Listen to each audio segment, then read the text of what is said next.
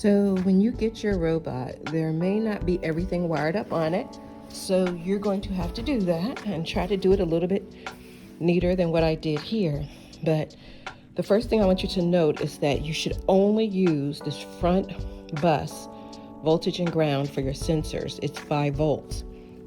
This back bus, you can use the ground because the grounds are tied together, but do not use the red line, the voltage line.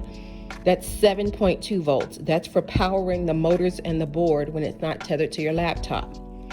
Also notice that you have this switch here. When the switch is forward means you're only powering the 5 volts, which is everything but the motors. So if you want to test out your sensors, your LEDs, have this forward. When you flip it back, you engage your motors. We've already talked about when you engage your motors, you need to have your robot on the floor or on a test stand so that you don't drive it off the table. You can ignore the camera. Your robot does not have the camera on it.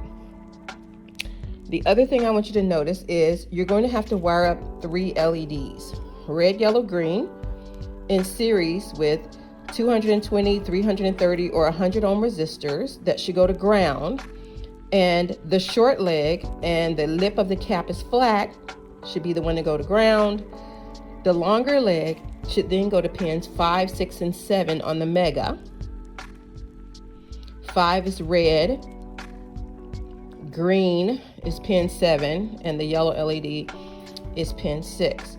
Then you're probably going to also have to wire up the Bluetooth, right? And the wires for doing that are in your lab, the pin out for that, and your IMU, okay? So remember, nothing gets wired to the red line in the back. That's 7.2 volts. It'll fry your electronics. So use the voltage in the front.